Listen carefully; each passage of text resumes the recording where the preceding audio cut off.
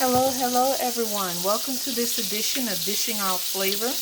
I have quite a few things going on in the kitchen today, so I hope I'm talking loud enough for everyone to hear me. I'm going to be making some smothered chicken. Here I have some chicken breasts, chicken thighs in a bag, and I'm just going to add my seasonings to it, shake that up, and then we'll go on to the next step. Okay, so I've already shaken up my chicken in this Ziploc bag. This is the best way to do it when you're adding multiple seasonings instead of sprinkling it on and then having to flip the chicken over. Put all the seasoning in the bag, put all the chicken in the bag, and give it a shake. Okay, so after you're done shaking up the chicken with all of your seasonings, you're going to come over here and then you're going to put about 3 tablespoons of butter into your pan, and then you're going to put the thighs face down. I'm going to give them a good browning.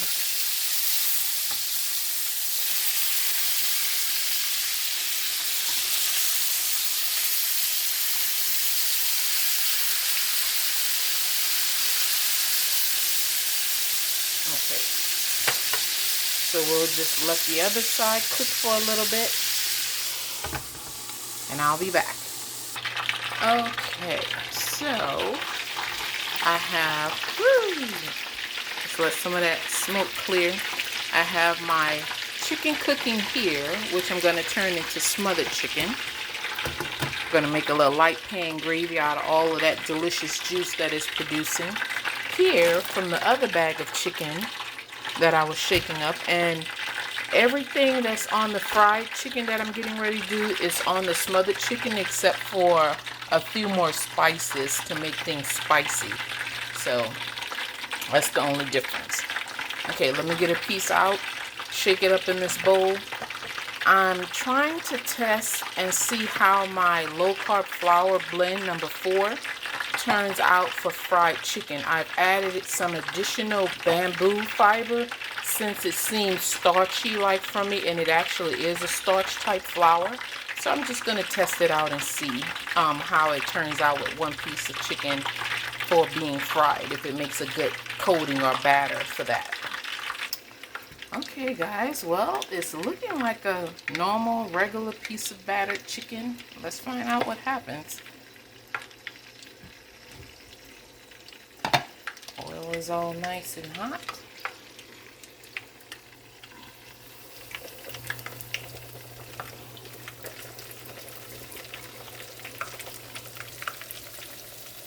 Oh, so far so good. I'll be back. Okay, so the chicken is nice and brown on both sides. I'm just going to go ahead and remove these and work on that pan gravy.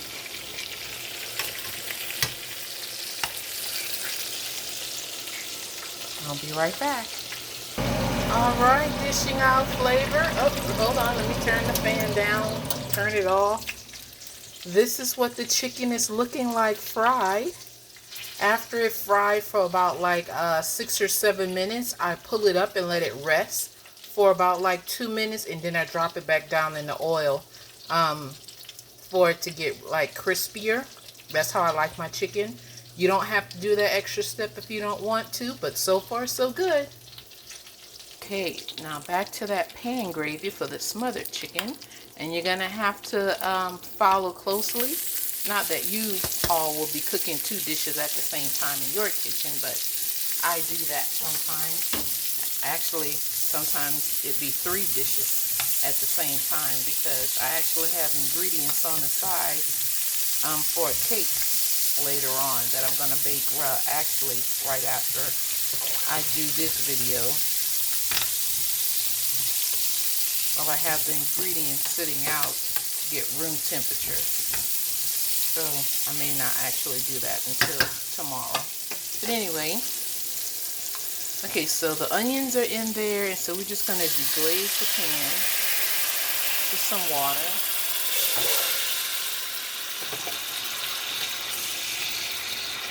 And now to get all those little bits on the bottom of the pan up.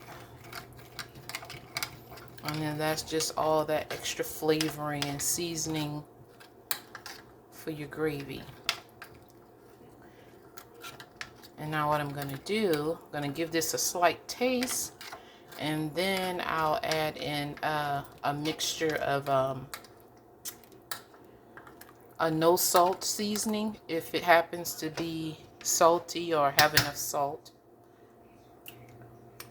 And it does.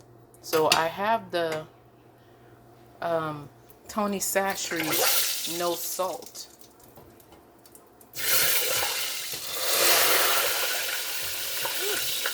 That's the grease dropping down from the chicken. Hold on, guys. Okay, guys, here I have a mixture of onion powder, garlic powder, white pepper, and the Guar gum. I was going to use a little bit of the Tony Chachere's no salt seasoning, but it really doesn't need any more flavor. And you never want to just sprinkle Guar gum over the top of your food because it can make lumps into whatever gravy that you're making. So it's best to always put it with something, then spread it out, and then stir.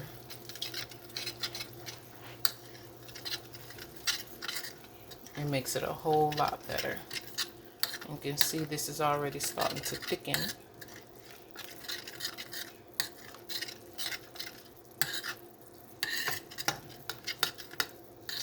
And I can actually add a little bit more water. Excuse me, all of the steam. You guys probably can't see very much of that.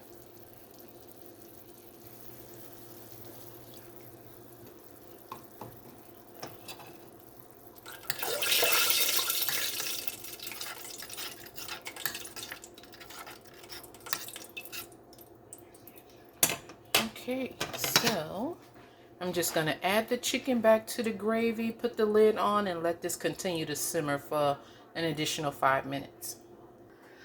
All right, dishing out flavor. Well, here we have our piece of fried chicken. It's so hot. Let me get a fork and tear a piece off. Okay. I was able to scrape away a little piece.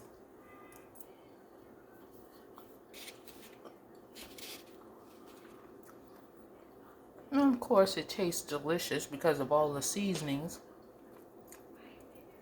It's not crisp though.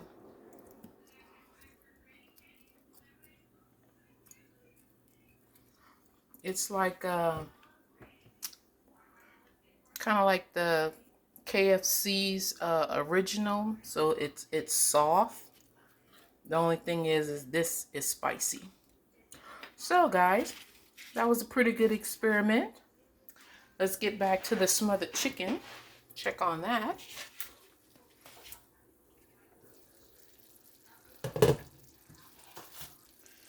So if you guys want to use the low-carb flour blend to fry some chicken, you can.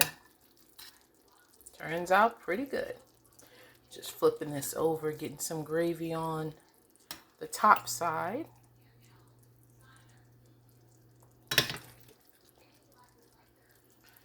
Okay.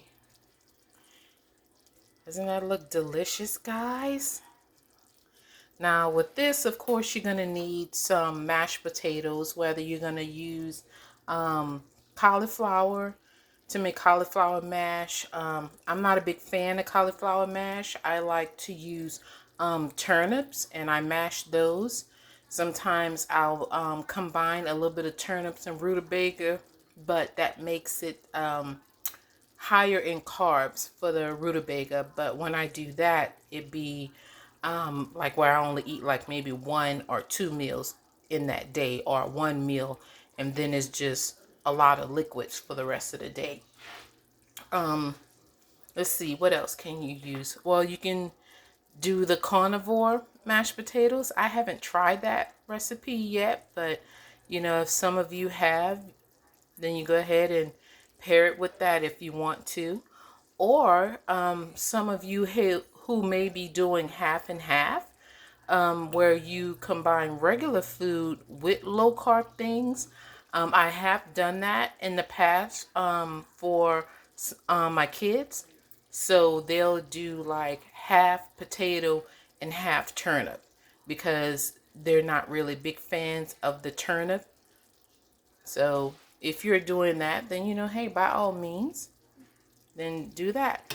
Or totally skip the potatoes and just have this with rice. Whatever rice you prefer, whether it's regular rice, cauliflower rice, what have you. Because I sometimes still eat rice, but I make it a resistant starch by cooking my rice and then refrigerating it for 24 hours. That drops some of the carbs. It becomes a resistant starch, which makes it food for the good flora that's in your digestive system. You guys can read about that. There's plenty of information about turning your potatoes and your rice and pasta into resistant starches. All right, guys, so that will pretty much end this. Let me plate this. Let's see. I really don't have anything to go with this because all I have is just the chicken. So I guess I'll just arrange it in the pan pretty and take a final picture of it that way to end this segment.